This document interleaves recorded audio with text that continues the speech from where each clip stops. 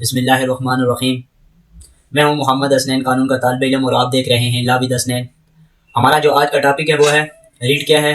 اور ریٹ کی کتنی اقسام ہیں اور کون سی عدالت دیتی ہے۔ تو چلیے اس ویڈیو میں دیکھتے ہیں کہ ریٹ کیا چیز ہے اور اس کی کتنی اقسام ہیں۔ تو چلیے دیکھتے ہیں ریٹ کا مختصر سا تعارف۔ ریٹ ایک عدالتی حکم نامہ ہوتا ہے۔ ریٹ ایک عدالتی حکم نامہ ہوتا ہے جس میں عدالت، سپریم کورٹ اور ہائی کورٹ کسی بھی بندے کو، یہ سرکاری ادارے کو یا سرکاری فرد کو کوئی کام کرنے کا حکم دیتے ہیں یا کسی کام سے روکتے ہیں۔ اور ریٹ کا بیسک مقصد یہ ہوتا ہے کہ عوام کے جو بیسک رائٹ ہوتے ہیں، جسے فنڈامنٹل رائٹ کہتے ہیں، ان کا تحفظ کیا جاتا ہے۔ ریٹ آئین پاکستان کے article 199 high court and 184 supreme court کے تحت دی جاتی ہے، جس کا مقصد ہوتا ہے کہ جب عوام کے بنیادی حقوق کا تحفظ کرنا، فنڈامنٹل رائٹس کا تحفظ کرنا، اگر کوئی ادارہ، سرکاری ادارہ کوئی آپ کا جائز کام نہ کر رہا ہو یا اپنی حد سے تجاوز کر رہا ہو یا کوئی ایسا کام کر رہا ہو جو اس کے دائرہ اختیار میں نہ ہو، تو تب جا کے آپ عدالت میں یہ ریٹ دائر کر سکتے ہیں، اور ریٹ کے ذریعے جو ہے نا عدالت سپریم کورٹ اور ہائی کورٹ جو ہے نا انہیں ایک نوٹس جاری کر سکتی ہے، انہیں کام کرنے سے روک سکتی ہے اگر وہ غلط کام کر رہے ہیں۔ اگر وہ آپ کا جائز کام نہیں کر رہے تو انہیں کام کرنے کا حکم دیتی ہے۔ تو چلیے آپ دیکھتے ہیں کہ ریٹ کی کتنی اقسام ہیں اور کون کون سی اقسام ہیں اور کون سی اقسام کس جگہ پہ لگائی جاتی ہیں، کون سی ریٹ کس چیز کے خلاف دائر کی جاتی ہے۔ تو سب سے پہلی ریٹ ہے ہیبیس کارپس۔ یہ ریٹ تب دائر کی جاتی ہے جب کوئی پولیس یا ایجنسی کسی بندے کو بغیر وجہ یا بغیر ثبوت کے یا بغیر کسی برانڈ گرفتاری کے اٹھا لیتی ہے اور وہ وجہ بھی نہیں بتاتی اور عدالت میں بھی 24 گھنٹے کے اندر پیش نہیں کرتے، تو اس کے بعد جو ہے نا عدالت کے اندر جا کے آپ جو ہے نا یہ ریٹ دائر کر سکتے ہیں کہ فلاں بندے کو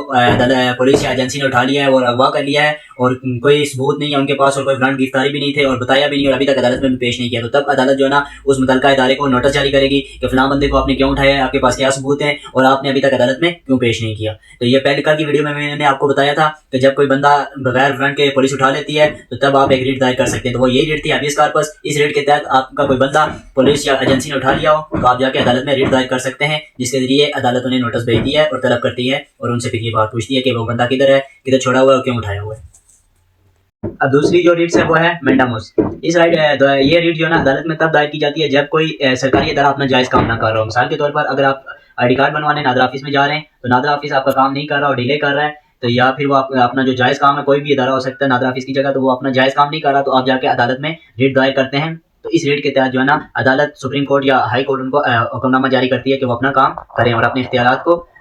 جو ان کا جائز، وہ عدالت ان کو حکم دیتی ہے کہ وہ اپنا کام کریں اور جو ان کا کام ہوتا ہے، جو ان کو اختیار دیا جاتا ہے، وہ اس کا کام کیا کرتے ہیں۔ کیونکہ اگر جائز جس کام کے لیے، جس مقصد کے لیے یہ ادارے بنائے جاتے ہیں، ان کی ڈیوٹی اور فرض ہوتا ہے کہ وہ اپنی ڈیوٹیز نبھائیں اور اپنا فرض جو ان کا کام ہے وہ۔